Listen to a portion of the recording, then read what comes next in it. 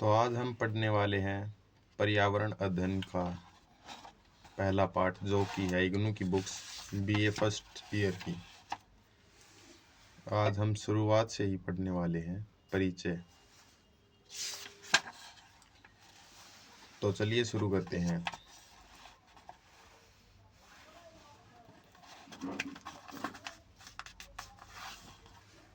पर्यावरण अध्ययन एक परिचय।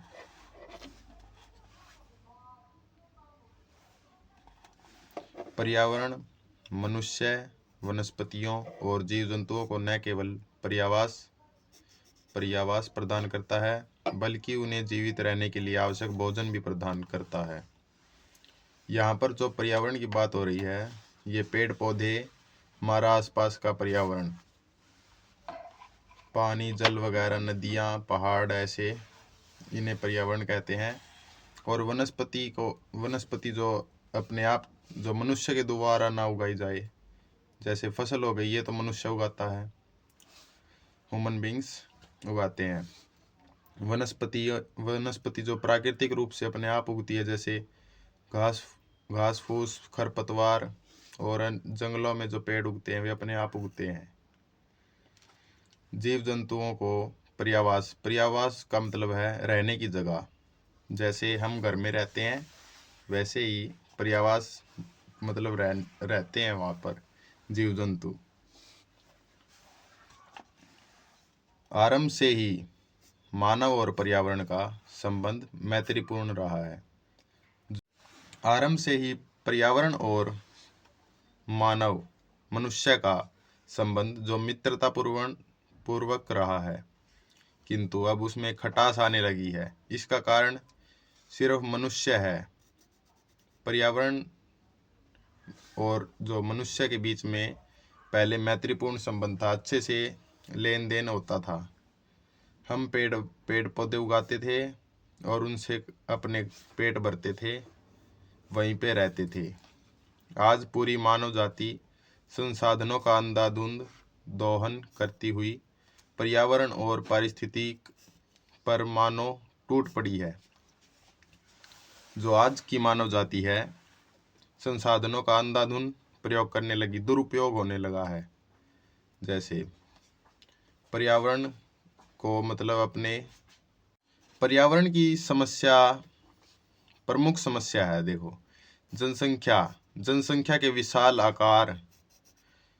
ऐसा माना जाता है कि जो जनसंख्या की अनावृत वृद्धि हो रही है लगातार, पहले जो हमारा भारत देश चाइना से पीछे था, वो अब चाइना से भी आगे निकल गया। मान लो लगभग 150 करोड़ के पास अपनी आबादी जा चुकी है।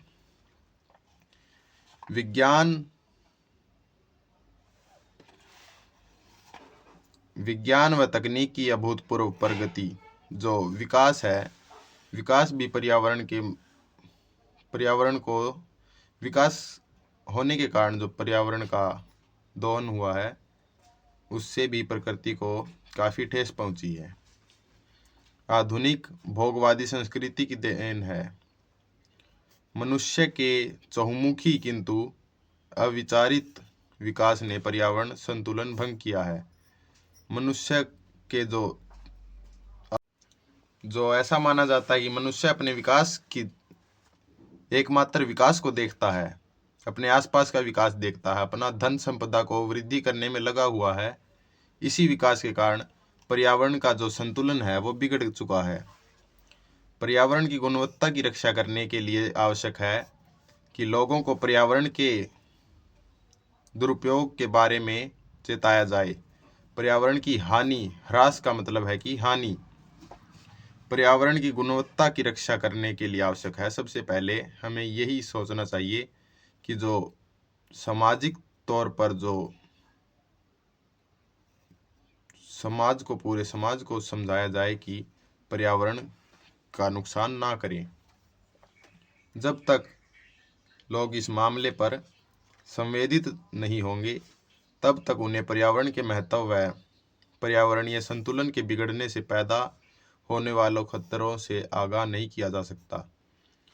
जब तक कि इस मसले पर संवेदित नहीं होंगे लोग, तब तक उन्हें पर्यावरण के महत्व के बारे में नहीं बताया जा सकता। और खतरों से जो आने वाले खतरे हैं पर्यावरण बिगड़ने के कारण, जैसे कि प्रदूषण बहुत ज़्यादा हो चुका है। दिल्ली का यह AQI लेवल जो है 450 को पार कर चुका है। दिल्ली हमारी जो सिटी है, इंडिया की जो कैपिटल सिटी है, ये पूरी दुनिया की सबसे पोल्यूटेड सिटी है दिल्ली। हमें लोगों को समझाना होगा कि वे प्रकृति को केवल उपयोगवादी दृष्टिकोण से ना देखें, जैसे कि हम बस अपना अपना काम निकलता हो, वैसे इस दृष्टिकोण से ना देखें।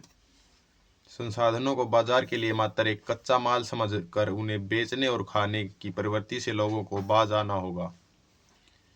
जो लोग समझते हैं ना, जो कच्चा माल जो प्रकृति से प्राप्त होता है, बस उन्हें बेचने, खाने और अपनी धन संपदा की वृद्धि करने में लोग लगे हुए हैं।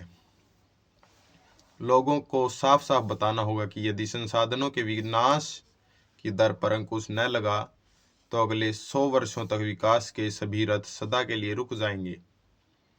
जो आज के टाइम पे जो विकास ही हो रहा है ना, ये रुक जाएगा 100 सालों से भी ज़्यादा के लिए, क्योंकि जो पर्यावरण ही नहीं रहेगा तो विकास कैसे हो सकता है। जन चेतना जागृत करने के विचार का शुभारंभ। लोगों को जागरूक किए बिना पर्यावरण संरक्षण का कोई भी कार्यक्रम सिरे नहीं चढ़ सकता। भारत में पर्यावरण संरक्षण कोई नया दर्शन नहीं है। जो भारत के अंदर है, पर्यावरण संरक्षण कोई नया दर्शन नहीं है, क्योंकि हमें शुरू से ही स्कूलों में पढ़ाया जाता था, और जो वैदिक काल से ही हमारी सोच है, जीवन शैली का अंग रहा है पर्यावरण संरक्षण। वैदिक काल से ही इस बात पर ध्यान दिया जाता है कि पर्यावरण हमारे लिए कितना महत्वपूर्ण है। तभी से हम, जो आप देखते होंगे कि हम पीपल की पूजा करते हैं, जैसे इनमें भी पीपल के महत्व का जो वर्णन किया जाता है, उससे हम दर्शाया जा सकता है पीपल का महत्व, जो कि 24 घंटे ऑक्सीजन देने वाला एकमात्र पेड़ है पीपल। पर्यावरण के भौतिक एवं जैविक तत्वों जैसे सूर्य, पृथ्वी, आकाश, नदी, वृक्ष व वन्य प्राणियों को देवतुल्य मानकर इनकी पवित्रता अथवा गुणवत्ता की रक्षा को प्रमुख कर्तव्य माना गया है। जैसा देखो, पर्यावरण, सूर्य देवता की पूजा होती है हमारे यहाँ, जो इसमें जैविक तत्वों में सबसे प्रमुख है सूर्य देव। पृथ्वी हम अपनी धरती को माता मानते हैं।